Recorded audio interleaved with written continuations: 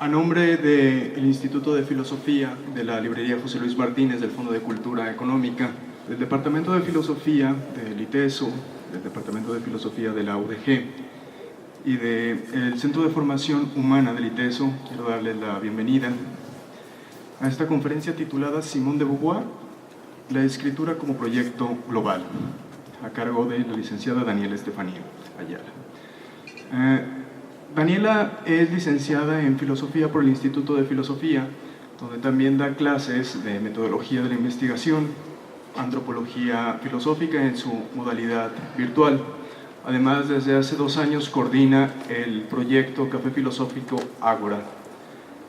Pues sin más por el momento, le doy la palabra. Gracias. Muy buenas noches a todos. Gracias por darse cita en este lugar. Disculpen la demora. Es un gusto encontrarnos para reflexionar juntos sobre el pensamiento de una de las figuras femeninas que goza de mayor mención en el ámbito filosófico, pero cuya obra, por múltiples motivos, tiende a ser desconocida en su amplia extensión. Estamos hablando de Simone de Beauvoir, como ya advertía mi compañero, filósofa existencialista francesa, nacida en París en el año de 1908 y fallecida en la misma ciudad en el año de 1986. Si nos preguntáramos quién fue Simone de Beauvoir, casi de inmediato la representaríamos como una importante teórica del feminismo del siglo XX por su obra El segundo sexo, publicada en 1949. Difícilmente omitiríamos la alusión de la pensadora como la compañera de vida de Jean-Paul Sartre y en este sentido como una importante difusora y defensora del existencialismo. Pero no lograríamos dar cuenta del trabajo de Simone de Beauvoir debidamente si olvidamos referirla como una escritora inquieta, comprometida con la reflexión filosófica de la existencia a través de su obra, que es plasmada en diversos géneros: carta, relato breve, novela, escrito autobiográfico y ensayo. Hace poco más de un año, al comenzar a leer con mayor detenimiento la producción literaria de Simone de Beauvoir, me topé con una coincidencia interesante: la expresión escritura como proyecto global, que parecía idónea para definir su pensamiento y que titula la conferencia del día de hoy, era una idea que había sido explorada previamente por Olga Grau, filósofa y académica chilena especializada en teoría de género, literatura, sexualidad y, como podrán sospechar, asidua lectora de Simone. La idea que merecerá nuestra atención a lo largo de este espacio es que la escritura se posiciona como un proyecto global que Simone configuró a lo largo de su vida. Esto fue posible ya que ella optó decididamente por emprender un trabajo de escritura que difuminó en gran medida los límites definitorios de la filosofía y la literatura, para forjar un canal personal de análisis y de expresión de la existencia, a la vez que comunicó a sus lectores por dicho canal la necesidad de pensar la vida en sus dimensiones más concretas gracias a la materialización de la singularidad de las experiencias vitales que nos interpelan en sus textos y a la revelación de lo general o universal que puede existir en tales experiencias.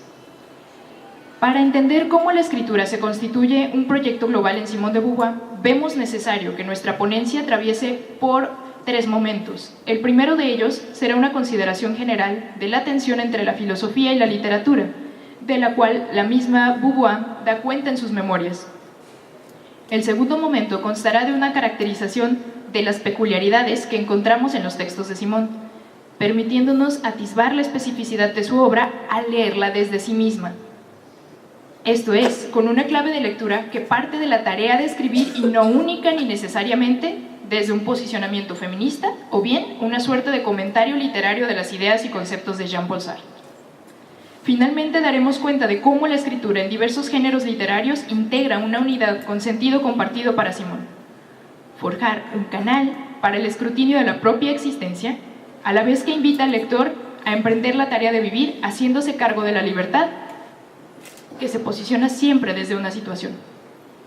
El primer apartado lleva por subtítulo Filosofía y literatura, las inquietudes de Simone de Beauvoir. Para dar cuenta del desempeño que Simone de Beauvoir tuvo dentro del campo filosófico, permitámonos retomar un par de notas biográficas de sus años de formación. Es bien sabido de manera anecdótica que André Herbeau apodó a Simone Castor y junto con el grupo de amigos de Sartre reprodujeron el sobrenombre, haciendo un juego de palabras entre el apellido Beauvoir y la palabra Beaver en inglés, que significa castor, bajo la consideración de que la joven estudiante poseía un espíritu constructivo, una mente organizada y disfrutaba andar en grupo. Beauvoir estudió filosofía en la Sorbona en el periodo que va de 1926 a 1928. Al finalizar sus estudios, se preparó para competir por la agregación en 1929, donde obtuvo el segundo lugar, quedando detrás de Jean-Paul Sartre, quien presentaba por segunda ocasión el examen. El examen por la agregación era una competencia ardua por medio de la cual las universidades seleccionaban a sus futuros profesores. Recapitulando estas notas biográficas, podríamos inferir que Simón gozaba de una inteligencia vivaz y una curiosidad exhaustiva que le posibilitaba comprender con buen grado de disfrute las obras de distintos pensadores de la historia de la filosofía, entre los cuales figuraron Platón, Leibniz, Schopenhauer, Nietzsche, Bergson, como algunos de sus autores de cabecera durante sus años universitarios. En la obra Memorias de una joven formal, Simón nos narra su interés por la filosofía al momento de seleccionarla como su profesión, entre otras posibilidades. Abro cita. Nunca me habían gustado los detalles. Veía en el sentido global de las cosas más que en sus singularidades y prefería comprender, a ver. Yo siempre había deseado conocerlo todo. La filosofía me permitía alcanzar ese deseo, pues apuntaba a la totalidad de lo real. Se instalaba enseguida en su corazón y me revelaba, en vez de un decepcionante torbellino de hechos o de leyes empíricas, un orden, una razón, una necesidad. Ciencias, literatura, todas las otras disciplinas me parecieron parientes pobres. Cierro cita. No será la primera ocasión en la que atisbemos las inclinaciones del castor por un modo de reflexión que permita capturar las ideas de orden general, conceptos que pueden nombrar y describir diferentes segmentos de la realidad, así como englobar experiencias. La filosofía se mostraba para ella como el espacio para saciar la inquietud de orden, de razonabilidad y de necesidad que no siempre resulta evidente. Ahora bien, si leemos La plenitud de la vida, que constituye el segundo tomo de Memorias de Simón, quizá nos admiremos por el contraste entre el anhelo juvenil de estudiar filosofía y la posterior valoración de la autora, quien, remembrando su vida adulta, afirma, abro cita, no me consideraba una filósofa. Sabía muy bien que mi desenvoltura para entrar en un texto venía precisamente de mi falta de inventiva. Cierro cita. Si damos seguimiento a la narración de Simón, nos percataremos de que ella se reconoce el mérito como lectora o receptora de las ideas, los posicionamientos y los tratados filosóficos. Incluso Sartre admiraba su habilidad para comprender y acoger las ideas de los autores que ella leía. Entonces, ¿por qué Beauvoir no llega a considerarse filósofa? La filosofía, según las cavilaciones de nuestra autora, exigía de los espíritus creadores la generación de un sistema y el empecinamiento en que sus premisas, sus argumentos y sus posturas poseían de manera efectiva el valor de claves universales para leer los fenómenos que integran la realidad. Beauvoir no se considera incapaz de esto, sino que no está tentada a ensayar esa vía de análisis de los problemas e intereses que le sobrecogen. Si bien para Beauvoir era fundamental atisbar lo común que pueden tener las experiencias, es decir, pensar en el orden de lo abstracto y lo universal, había un rubro de verdades que quedaban sin pronunciarse al emprender el camino de la reflexión hacia la abstracción. Dichas verdades, a su parecer, solo podían expresarse a través de la literatura, que nos permite, en palabras de la autora, abro cita, indicar los horizontes que no tocamos, que apenas vemos y que sin embargo están ahí. Cierro cita. De suerte que renunciar al nombramiento de filósofa es una opción para justificar el hacerse de otros recursos como modo de expresión de un pensamiento vivo. La literatura no figuraría como una renuncia al anhelo de lo común, lo compartido o lo que trasciende a los límites de la individualidad, pero sería un vehículo más atinado para no renunciar a otro de los grandes intereses del castor, lo singular, lo particular, el sentido vivo que se manifiesta en el devenir de la existencia y que no admite ser enclaustrado en la severidad de los conceptos que reposan en obras separadas de lo que acontece. La tarea o encomienda de la literatura sería salvaguardar el sentido encarnado, los más hondos rasgos de la singularidad de la existencia, que a pesar de ser algo que pertenece a los individuos, y en este caso a Simón, que es quien nos escribe y se narra desde sus libros, despliega con transparencia los senderos comunes de la condición humana. Por esta razón, Beauvoir se servirá tanto de la autobiografía como de las novelas y los relatos para emprender un proyecto de escritura que mantendrá a lo largo de sus manifestaciones la tensión entre las posibilidades comunicativas de la literatura y la filosofía.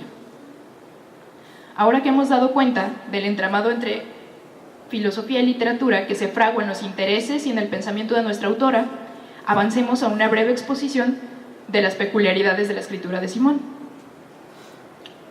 Antes de detallar algunos rasgos distintivos identificables en las obras de Beauvoir, conviene dimensionar la amplitud y la variedad de su producción escrita. En el caso de los ensayos nos encontramos con Pirro y Cineas, que fue su primer ensayo filosófico publicado en 1944. Después se tradujo al español con el título ¿Para qué la acción?, compartiendo la línea de una reflexión sobre la moral a partir del existencialismo. Se encuentra Para una moral de la ambigüedad, que data de 1947. Un año más tarde se publicaría El existencialismo y la sabiduría de los pueblos, obra que encontramos en recopilación con otros breves ensayos publicados en la revista Tiempos Modernos, donde Simone generó una clara apología del existencialismo, dadas las malas interpretaciones y críticas a las que fue sometido en su época.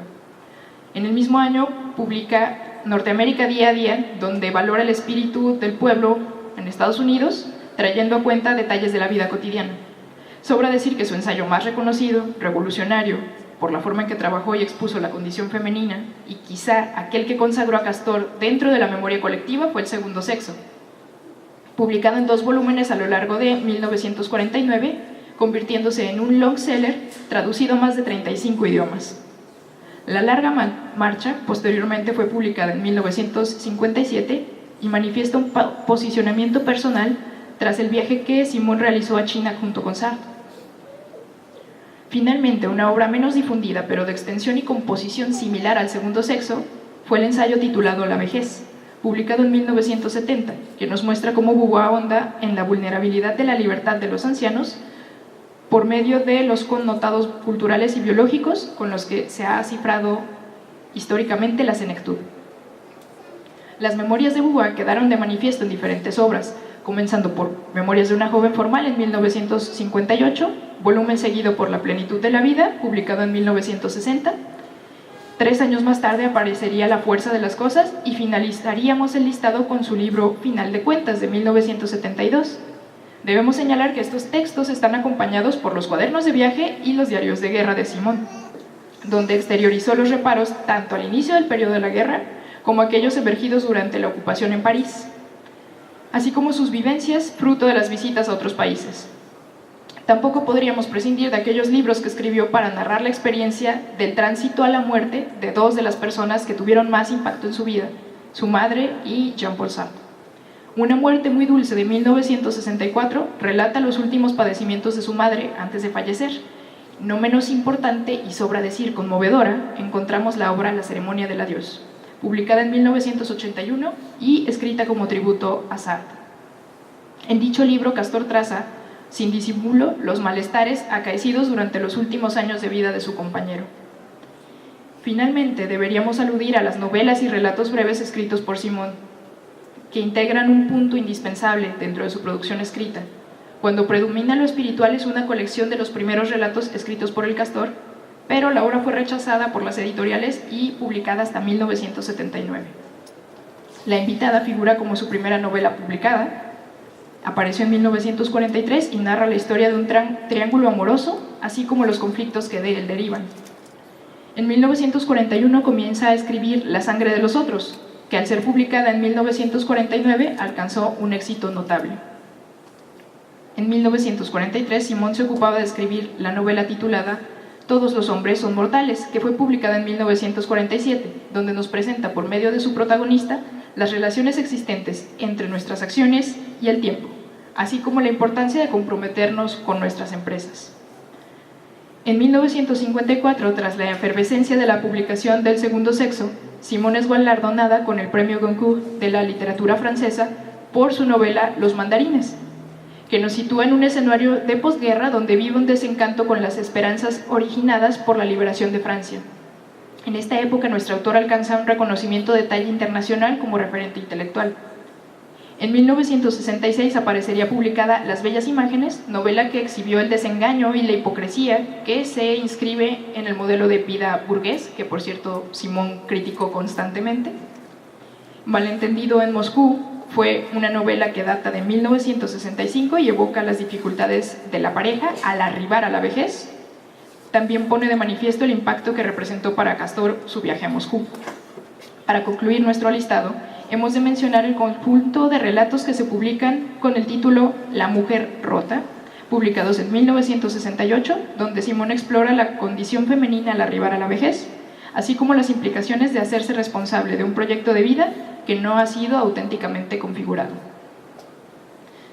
Si nos hemos detenido para nombrar y situar las diferentes obras escritas por Beauvoir, ha sido con el fin de percatarnos de que su producción escrita trasciende por mucho al segundo sexo, ensayo que ha capturado la atención de sus lectores y a través del cual solemos reconocer a la pensadora. Simone de Beauvoir albergaba una intención allende a la exploración de la condición femenina, que si bien fue uno de los temas o problemas de los que se ocupó a lo largo de su trayectoria, dista de ser el único asunto de interés en su reflexión y además debería inscribirse en un conjunto más amplio de obras, tópicos y cuestiones que responden con mayor adecuación a sus aspiraciones teóricas y vitales. Al leer a Beauvoir en los diversos géneros que dispuso para expresar sus ideas, encontraremos una serie de temas recurrentes que aparecen descritos y analizados en sus ensayos, o bien plasmados de manera viva en sus memorias y en las voces de sus personajes literarios. Esta será una de las peculiaridades de su obra. Entre los temas que destacan a lo largo del tejido de su escritura figuran la búsqueda del sentido de la existencia, así como el desgarro y la impotencia acaecida al no encontrarlo, la necesidad de comprometerse con un proyecto que sea consecuente tanto con las elecciones que el individuo realiza como con las responsabilidades que de ello deriven, la pugna por convertirse en un individuo autoconsciente capaz de determinar el núcleo mínimo de coordenadas desde las cuales se posiciona en la vida para no vivirse como un ser relativo, esto es, que solo pudiera entenderse y asignarse sentido por medio de otro. La libertad como la capacidad de tomar elecciones que nos determinen, pero que no puede entenderse fuera de una situación. La sed de trascendencia, es decir, de superar aquellos límites que nos son asignados por la configuración de la situación social, histórica, política, económica o corporal en la que nos insertemos, pero que también serán fruto de una construcción personal, que puede tornarse ya sea en cercas o barreras, o bien en plataformas que nos posibiliten nuevos inicios. Castor también tendrá siempre presente una veta de pensamiento moral o ético, que en ocasiones atribuye como a una suerte de reminiscencia de su formación cristiana. La autora considerará que no basta pensar para ser libres, sino que deberían existir algunas pautas o normas para orientar las acciones y evitar que desemboquen en el mal personificado, mal que atenta contra los congéneres, sus valores, sus ideales y sus empresas. La autora jamás podrá abandonar preguntas como ¿cuáles serían los criterios adecuados para un buen actuar al momento de relacionarnos con los otros? ¿En qué medida la indiferencia y la omisión son una falta moral grave? ¿Dónde podemos marcar el límite de nuestra responsabilidad para no invadir la libertad de otros? Al plantear estos problemas, Simón nos habla siempre de individuos de carne y hueso, que padecen la violencia de sus deseos, la decrepitud de su vejez, la tensión entre el rechazo y la aceptación del dolor y de la muerte, el miedo de elegir y de hacerse responsables por los derroteros asumidos. Estos personajes llevan a cuesta la carga de la historia de vida que les ha forjado una identidad, así como la contrariedad de saberse capaces de realizar grandes empresas y ser anulados tanto por su género como por su edad.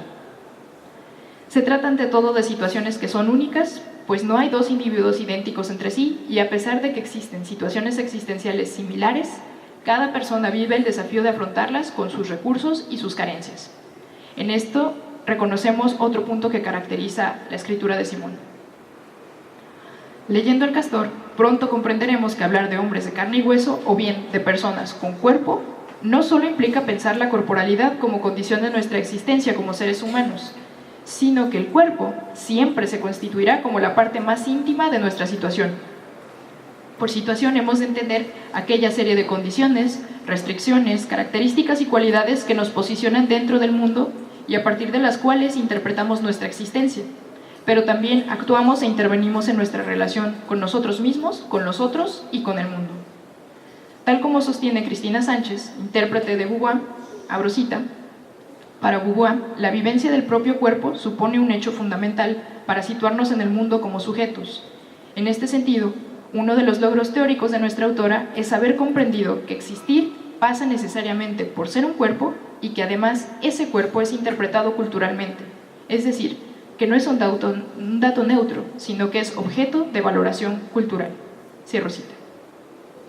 Si bien Beauvoir podría haberse decantado por teorizar a partir de premisas y conceptos generales para comprender la existencia humana en su amplitud, su manera de escribir nos impide suscitar concepciones generales prescindiendo del encuentro con las experiencias de aquellos individuos que efectivamente viven y con ello padecen, atestiguan, soportan, gozan y eligen.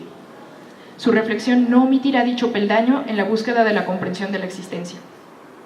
Es gracias a la materialidad y la evidencia con las que Beauvoir presenta y hace imperar las experiencias o los fenómenos existenciales en singular que posteriormente la autora nos permite acceder a una imagen cada vez más global sobre los temas que rasgan la existencia. Por ello, no prescindirá de los detalles al narrar sus memorias, novelas y relatos, ni de ejemplos literarios que evocan la vida en sus ensayos. Las circunstancias en las que se insertan los seres humanos estarán de manifiesto en todo momento, porque para Simón, la condición para pensar la existencia y hablar de ella será remitirse a aquellos que viven con fin de no diluir el dinamismo y la impetuosidad de los individuos en fórmulas abstractas que separan sus raíces del terreno que nutre y posibilita la fecundidad de las ideas. Ahora que tenemos en cuenta el interés compartido por la filosofía y la literatura, dentro del cual tiene lugar la reflexión de Simone de Beauvoir, y tras recorrer algunos rasgos distintivos de sus obras, es momento de hablar de cómo la escritura figura como un proyecto global que la autora pugnó por integrar. ¿Cómo entender la pluralidad de canales de escritura o bien de géneros literarios por medio de los cuales Castor se dirigió a nosotros como un proyecto común? Volvamos a las palabras de Simón en su tercer tomo de Memorias, La fuerza de las cosas, donde señala en qué momentos se servía de los diversos tipos de escritura. Abro cita. La existencia, ya lo han dicho otros y yo lo he repetido, no se reduce a ideas, no se deja enunciar.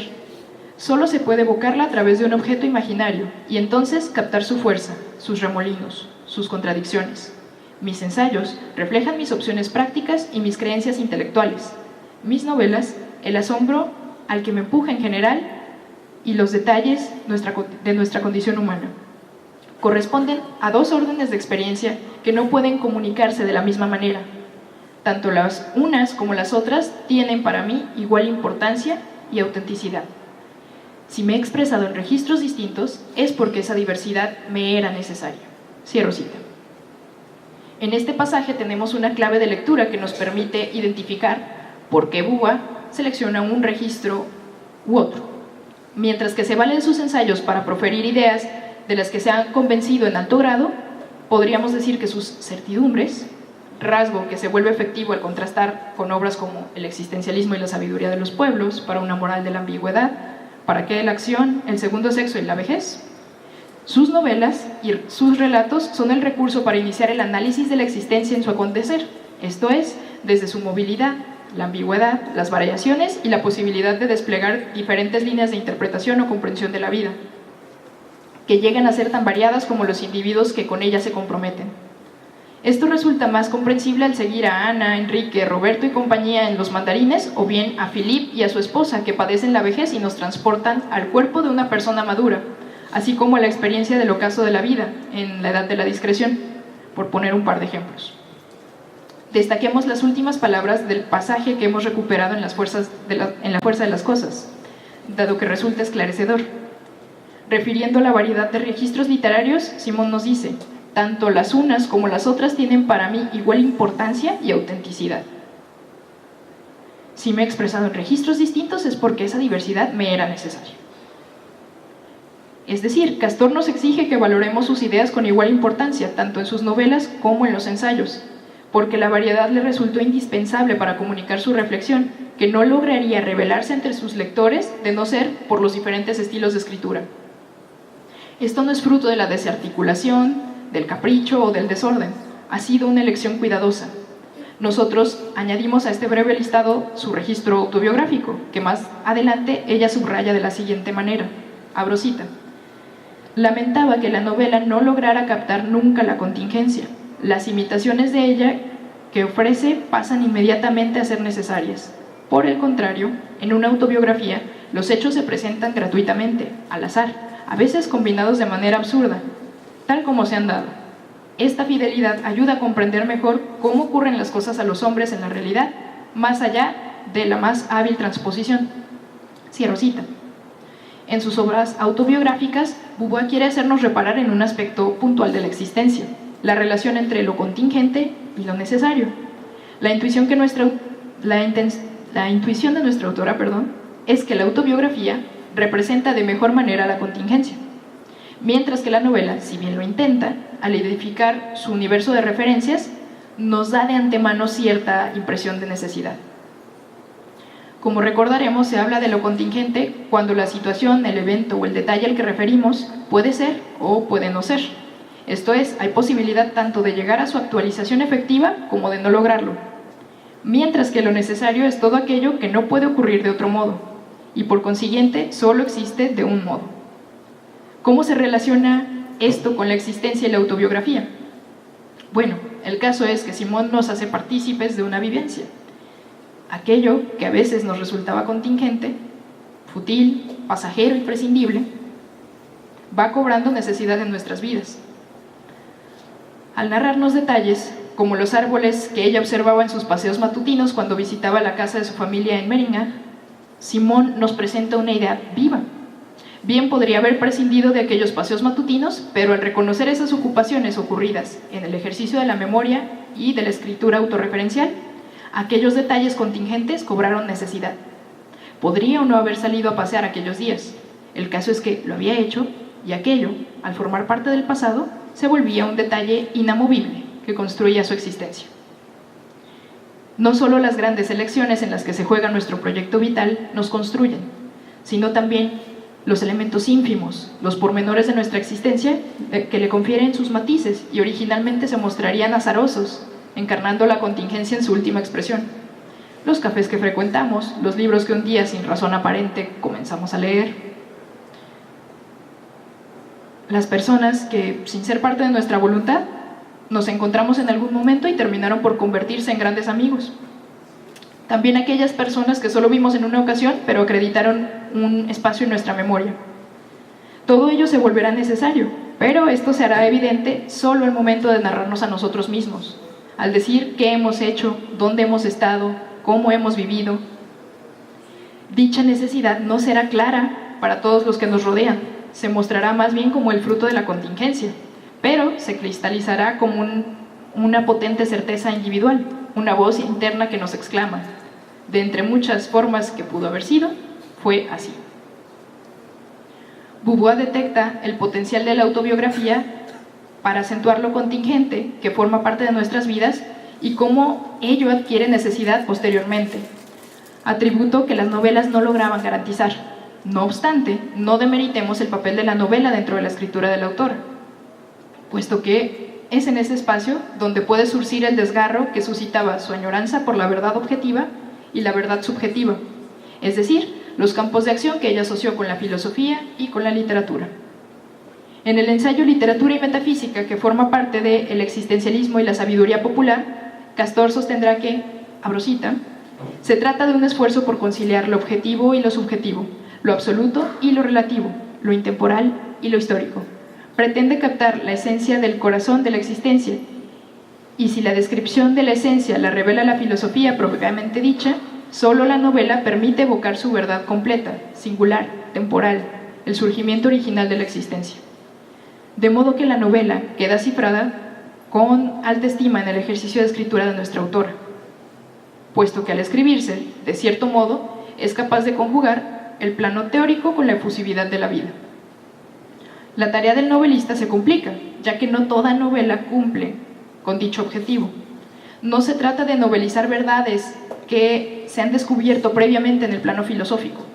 La exigencia es enunciada por Simón de la siguiente forma, abro cita: no se trata aquí, para el escritor, de explotar en un plano literario verdades previamente establecidas en un plano filosófico, sino de manifestar un aspecto de la experiencia metafísica que no puede manifestarse de otro modo, su carácter subjetivo, singular, dramático y también su ambigüedad, puesto que la realidad no es definida como captable solo por la inteligencia.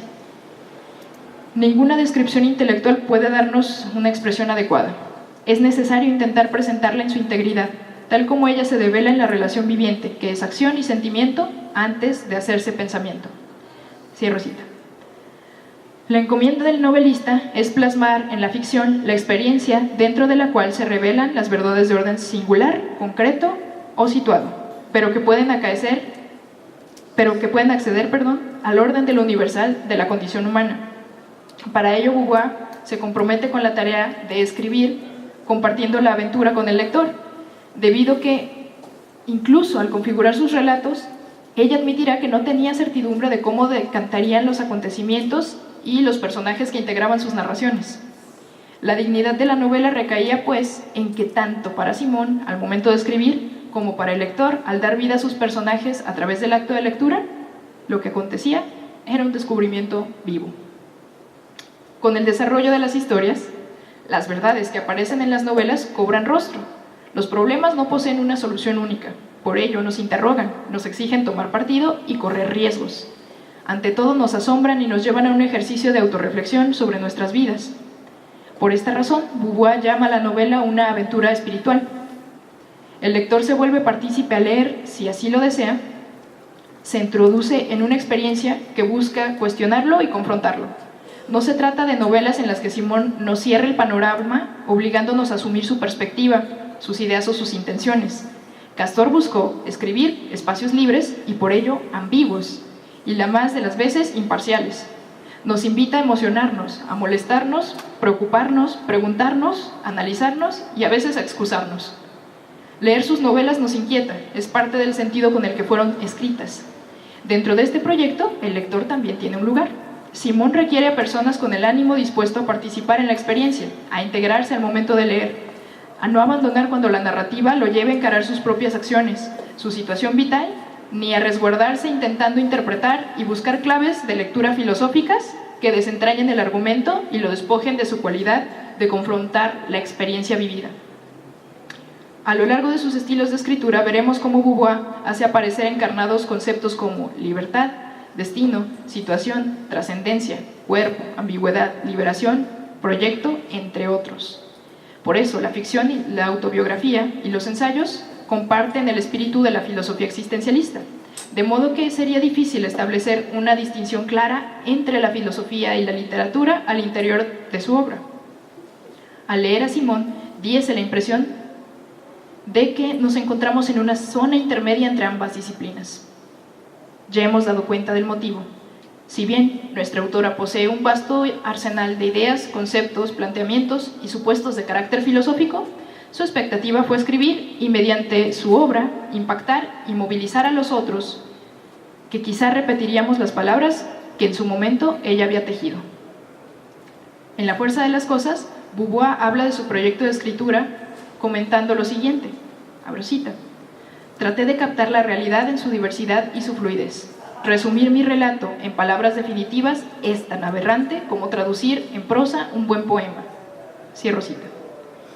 Esto supuso para ella largas horas de investigación en las bibliotecas, tomar algunas decisiones difíciles que le implicaron pérdidas y resentimientos tanto de sus amigos como de sus lectores, y la perseverancia para no abandonar la tarea de escribir y de escribirse. Simón nos advertía en Literatura y Metafísica que mientras más vivamente el filósofo desee subrayar o enfatizar el papel de la individualidad de los seres humanos, más tendrá que comprometerse a escribir la experiencia de los hombres en su carácter singular y temporal. Esta impronta aplica bien a su escritura. Hasta aquí podríamos preguntarnos, ¿cuál experiencia fue la experiencia que nos narró? Ha sido precisamente el conjunto de sus anhelos, sus desventuras, sus preocupaciones e intereses, su dificultad ocasional para relacionarse con los otros. En fin, ha sido la profunda añoranza de una vida libre y reflexionada. Como diría Grau, ella misma fue la materia de su producción escrita. Beauvoir nos compartió su experiencia, nos procuró un lugar privilegiado para tomar conciencia del mundo. No solo sometió su existencia a un minucioso análisis con miras de hacerla clara para sí misma, sino que también lo hizo con el fin de que nosotros, sus lectores, emprendiéramos la tarea de forjar una existencia lúcida, atenta a los embates que son consecuencia de nuestra libertad. De suerte que este proyecto de escritura posee un flujo vital que le anima. Beauvoir infundió su sangre en las líneas que nos dejó por herencia, permitiendo que nuestro corazón palpite con las palabras que grabó en sus obras. En dicho quehacer realizó su apuesta existencial, su proyecto vital, esto que hemos llamado junto con Olga Grau, la escritura como proyecto global. Resuenan ahora las palabras de Simón al remembrar su situación de juventud. Abro cita: extraña certidumbre de que esa riqueza que siento en mí será recibida, que diré palabras que serán oídas, que esta vida será un manantial en el que otros beberán, certidumbre de una vocación. Cierro cita. Esa vocación no fue otra que la escritura, pues durante toda su vida se dedicó a mostrar con gran apertura su experiencia y la problematicidad que le era inherente, evolucionando a la par que las circunstancias históricas y las circunstancias personales lo ameritaban. A través de la escritura, Beauvoir pensó la vida, sin dejar de estar completamente implicada en la misma. De aquí la perspicacia de la empresa del autor, su modo de inserción en lo que nosotros conocemos como el existencialismo, esa corriente filosófica que hizo de la existencia humana el problema nuclear de su reflexión, fue justamente el mantener activo el binomio entre pensamiento y vida, sin renunciar a comunicar por medio de distintas estrategias las emociones, los sentimientos y la pasión que acompañan nuestro actuar, aquello que hay de indefinible en nuestras vidas, que se rehúsa a ser dicho y sin embargo, la mayor parte de las ocasiones demanda ser comprendido. Muchas gracias.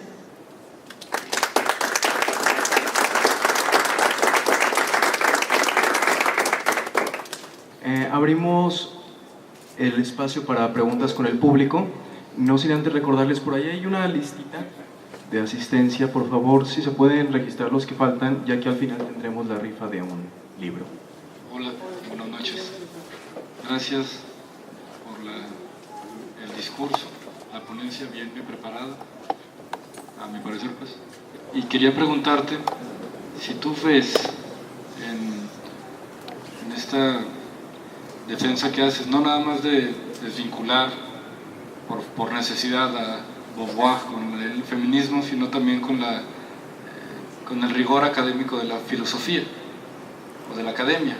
Entonces quería preguntarte si ves tú en Beauvoir este intento como de sacar la filosofía de la academia o también de desrelacionarla por necesidad con la academia, porque también decir sacarla de la academia pareciera que es una pelea con la academia, pero no, solamente sacarla de ahí y plasmarla en la vivencia cotidiana de las personas, ¿no? Entonces, no sé si consideras que ella hizo eso o su afán por hacer filosofía a través de la novela y otras herramientas fue meramente algo artístico, poético. Bueno, un poco bajo la consideración de las obras, sobre todo las memorias, donde ella misma expondrá un poco sus motivos, no diría que está desvinculada o desligada de la academia. Finalmente, su núcleo de formación fue la Sorbona, sus compañeros fueron precisamente personajes intelectuales franceses del siglo XX. Ella mucho tiempo ejerció como profesora, previo a fraguar precisamente la posibilidad de ser escritora. Si hay cierta distancia o recelo, viene más bien dado por esa tentativa personal, que veía algo impedida si escribía únicamente tratados filosóficos. De hecho, justo esa cita que comentaba en la conferencia viene en un contexto más amplio. Dentro de esos espíritus creadores, curiosamente, estaba Jean-Paul Sartre. Ella decía, pues no me siento tentada a ensayar esa vía de escritura. No es que me sea lejana, no es que me sea ajena. Precisamente estamos hablando de un personaje que se desvivía horas para preparar un ensayo, pero precisamente un ensayo. No quería, digamos, suponer que sus ideas tenían un valor eterno e inamovible, sino que tendrían que activarse precisamente al contacto con el otro. Y consideraba que si trabajaba en tratado filosófico, estas ideas o conceptos corrían ese riesgo de, digamos, cristalizarse y quedarse en esa imposibilidad de decir lo que merece ser dicho. Un poco sería la respuesta.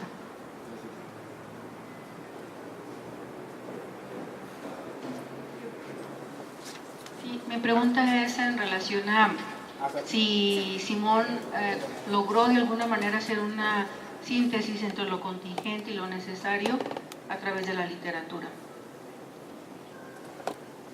La misma pregunta se hace ella justamente en Final de Cuentas, su último tomo de memorias, porque de repente tiene esa tentativa, cuando se convierte en una figura, en un referente que es leído mayoritariamente por el segundo sexo, cae en ese peligro, en ese riesgo que ella no quería, digamos, determinar o tocar, ¿no? Que sus ideas fueran reproducidas mecánicamente y a veces con una mala lectura. Si, por ejemplo, el planteamiento del segundo sexo, al abordar la condición femenina, era más evocar a las otras a que consideraran esa situación existencial y desde esa se posicionaran de alguna manera específica.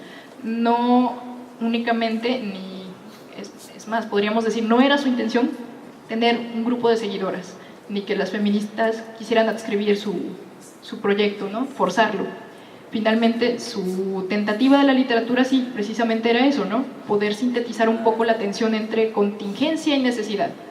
Eso considera que se logra más, como habíamos comentado, en el terreno de lo autobiográfico, no así en la novela, que también lo ensayó un tiempo. Ella considera que no se logra en la novela porque cuando nosotros estamos leyendo un texto de ese carácter, el mundo de referencias, que si bien parecen al principio contingentes, después adquieren un carácter de necesidad, porque finalmente el autor no puede desarrollar su historia sin que ciertas cosas sean como son. No podría generar la movilidad. Entonces, esta búsqueda de solventar lo contingente y lo necesario se logra mejor precisamente en la autobiografía, porque nos hace destacar ese punto, ¿no? Bueno, hoy se me cayó un vaso. Eso parece lo más contingente y azaroso, que no tiene ningún peso o importancia. Eso se transmite mejor en una autobiografía, porque fundamentalmente lo que hace es eso, narrar esas cuestiones azarosas que, conectadas con sus intenciones, se convirtieron en su vida. Sería un poco lo que podríamos decir. Cuando iniciabas la charla, comentabas que ella abandona o renuncia al título de filósofa para incursionar, digamos, en la literatura. Te pregunto, ¿crees tú que haya, o tú lo sentiste de una forma a lo mejor extraña? En lo personal, en cuanto lo comentas, a mí se me hace extraño porque tal vez el primer filósofo sistemático, que es Platón, pues lo que hace son unos diálogos, ¿no? O sea, no escribe filosofía como los presocráticos que van directo a la idea y la escriben y todo ese show, sino que pues inventa una suerte de cuento, no novela, pero una suerte de cuento con diálogos, con personalidad de los personajes y un poco de narrativa ahí que va llegando. Bueno, o sea, se avienta un trabajo literario. Entonces, ¿por qué crees tú que había esa necesidad de renunciar al título de filósofa para que la liberara de algo para poder hacer literatura? No sé si a ti te sonó a algo de fondo. De hecho, me recuerda un poco a Arendt, en este sentido, que también renuncia al término filósofa como para que le refieran. Simón hace lo mismo, ¿no? Y es más que porque no tengan un background filosófico, más que un desconocimiento o algo por el estilo, que muchas veces se lee así, es decir, bueno, esta autora es literata más que filósofa.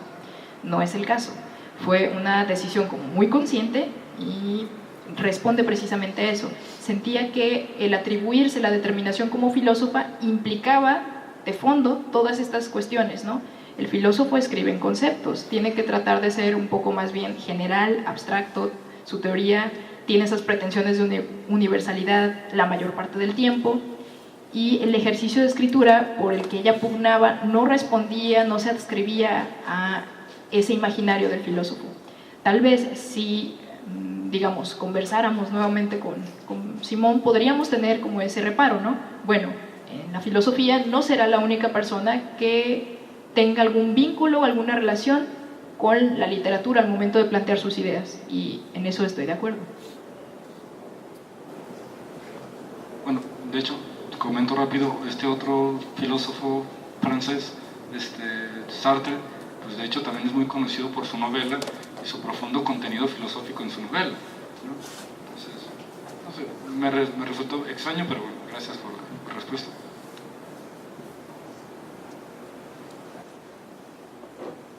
Sí, buenas noches.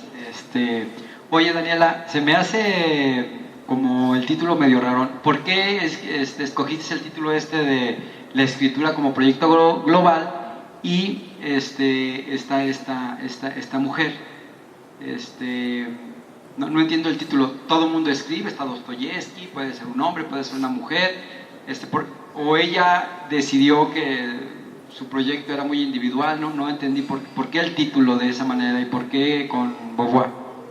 Ok, bueno, esto nace, como les comentaba al principio, de una idea que comparto con Olga Grau, una filósofa chilena, que justamente decía, entre esta pluralidad de géneros de escritura, que podrían perfectamente como que comenzar a compendiarse de manera individual, hay la consideración de que Simón no pugnaría porque se le leyera de ese modo, ¿no? Es decir, que leamos el ensayo La vejez y no lo vinculemos en ningún momento con La mujer rota, que es en donde está explorando en ficción justamente los detrimentos, los embates, lo problemático de la vejez. Precisamente por eso su proyecto es un proyecto global, es decir, transversal.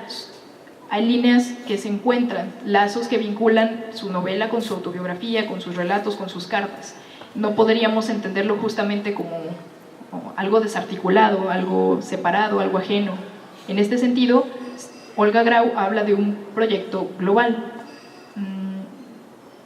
Justamente, no es fruto de desarticulación ni del capricho, sino que deberíamos considerar la lectura como algo integral.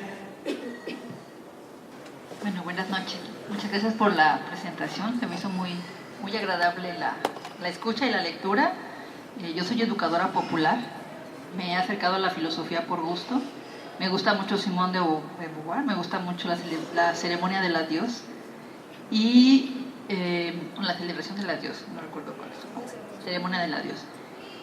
Y algo que me recuerda mucho lo que tú compartes, porque no he leído todo lo que ha escrito Simone de Beauvoir, es vinculándola como a la educación popular, porque me parece que el estilo o la apuesta que ella hizo es una apuesta política y que tiene que ver con su ser mujer y toda la interpelación que hizo a nuestro ser mujer o al ser mujer, de decir, no encasillarme a la filosofía como un aspecto conceptual, sino a la vida que me mueve y me interpela cotidianamente, y entonces esto me permite escribir contextualizando mi propia existencia, que es parte del existencialismo, en el que ella está trabajando y también cuestionándose, y que pues eso le permite también reinventarse en el camino como filósofa, interpelándose por la realidad. Y a la vez creo que es una provocación y una invitación a que escribamos. De hecho, justamente hay una comentarista que apunta a eso que usted señala, que es prácticamente hay una intención didáctica de fondo en los escritos de Simón. Digamos, precisamente por eso el énfasis en introducirnos a la lectura de cierto modo, no buscando de antemano las tesis resueltas, porque no las vamos a encontrar. Supone que vamos a hacer el camino junto con ella. Esa es la clase de lector al que apuesta. Personas que precisamente al introducirse en los escenarios literarios van a comenzar a cuestionarse no solo por medio de los personajes, sino que después se desprenden de ellos y comienzan a analizar su propia existencia. Es decir, bueno, en este momento no me gusta la tensión que genera el compromiso ético que tengo con mi hijo de cara a un compromiso político que tengo con la comunidad. Es decir, yo asumí un discurso que podría costarme la vida, pero mi hijo me necesita. ¿Qué elijo? Justamente en esos escenarios nos sitúa Simón y nos obliga al ejercicio precisamente, ¿no? ¿Qué elegirías? Otra vez yo, Daniela, perdón que insista. cuando tú dices que ella decide ser escritora en vez de filósofa o viceversa, como sea, no todos los escritores que hacen literatura a la hora de escribir un libro, lo que sea, no están haciendo también filosofía. Y de alguna u otra manera, cuando alguien escribe una obra literaria, no está metiendo vivencias de lo que él mismo vivió. Pondría un ejemplo, Hermann Hesse, pudiera el mismo Dostoyevsky, pudiera, no sé, cualquier autor que se nos pueda ocurrir. ¿Dónde está que ella pueda hacer la diferencia para poder marcar ese parteaguas global? No, o sea, creo que ahí cabrían todos los escritores, ¿no? Consideraría que no cabrían todos los escritores, puntualmente por las características de esta escritura, que justamente aborda ciertos problemas y deja fuera otros. Y estos problemas no son, digamos, baladí, no se los saco de la manga. Son precisamente las cuestiones sobre las que estuvo dando vueltas el existencialismo desde su nacimiento hasta su apogeo. Y se fueron configurando, se fueron modificando de acuerdo con las preguntas teóricas que se hacía el existencialismo y pues también como que esas circunstancias existenciales. Digamos, sí, claro, cualquiera puede pensar la condición femenina y escribir algo sobre la condición femenina. Simón no hizo solamente eso. Digamos, el ensayo que precisamente acompaña o apadrina ciertas obras en las que habla de la condición femenina supone una reflexión teórica de fondo. Su gracia está precisamente en eso. Ella tiene un elemento de reflexión teórica que postula el ensayo, pero después nos hace experimentar esa vía de búsqueda, de intriga, de investigación en situaciones concretas por medio de la ficción. Ese ejercicio es de carácter más bien filosófico y no es, digamos, clasificable dentro del amplio espectro de la literatura. Hola, buenas noches. Tú siendo tan joven y arriesgada como lo haces, ¿por qué sugerirías o recomendarías, en tu opinión, que un varón leyera o se acercara a Simone de Beauvoir? Bueno, la pregunta es curiosa porque no es la primera vez que surge, ¿no? El asunto es, bueno, Simone de Beauvoir no es una escritura de género, digamos, no es exclusivamente para el público femenino. De hecho, su reflexión, su pensamiento, sus apuestas nos tocan a todos. La vejez, hasta donde tengo entendido, bueno, no solo comprende al público femenino. La libertad y el debatirse sobre elegir una cosa u otra, pues tampoco es único de las mujeres. ¿Por qué recomendaría leerla al público masculino? Por dos cuestiones. Uno, para reivindicar que dentro de la historia de la filosofía también han existido mujeres que generan una propuesta densa, comprometida, ardua, y precisamente para someterse a ese ejercicio de reflexionar la existencia, que nos compete a todos. Hola, licenciada, gracias por tu charla, muy rica. Sé que ese tema te apasiona, te gusta, Simón particularmente. Simón es pareja de Sartre.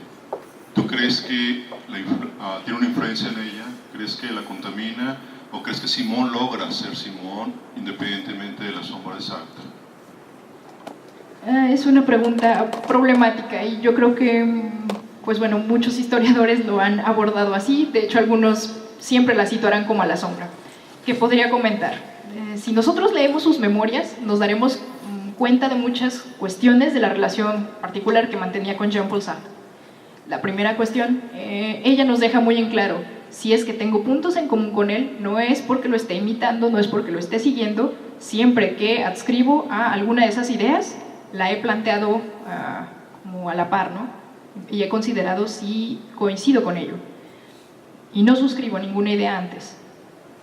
Digamos, también este ejercicio que tenían de lectura crítica entre ambos. Las obras de Simón eran sometidas al escrutinio de Sartre, pero también las de Sartre eran sometidas al escrutinio de la lectura de Simón. Y muchas veces él le hizo saber que sin esos ejercicios de lectura, algunas de sus ideas no se habrían configurado como eran. También tiene variaciones en los conceptos, pero eso tendríamos que seguirlo más finamente en una lectura paralela. porque son matices o rasgos de interés que también tienen que ver con la personalidad de Simón. Cuando, por ejemplo, Sartre se compromete con esta cuestión más política, ella dice, bien, comprendo muy bien tu iniciativa, tu tentativa, pero no te sigo completamente. Y de hecho fue cuando empezamos a ver que ella se compromete más con la cuestión de lo femenino. Me dirán, pues, hay una notoria diferencia. Claro, ella asume esto como una posición política, pero ya tiene sus rasgos de peculiaridad o particularidad. Yo tendería a pensar que no se, digamos, pierde en la sombra de Jean-Paul Sartre. Bueno, a propósito de la pregunta previa, y me disculpo de antemano por hacer más bien una reflexión más que pregunta, pero sí hay pregunta. Sería muy interesante, porque yo he ido a conferencias sobre Sartre en el que no se menciona a Beauvoir en absoluto, ¿no? Entonces sería muy interesante, porque más con lo que acabas de exponer, Simón o el Castor pues es un pensador muy completo. Entonces tal vez no sea necesario, la pregunta va, no sea necesario mencionar a Sartre para nada, porque parece que se sigue mencionando como validándolo, ¿no? Hasta Sartre comentó que era bueno, hasta Sartre hizo la observación de que, pero que yo tenga entendido, pues tuvieron sus broncas, pero pues se quisieron mucho hasta la muerte.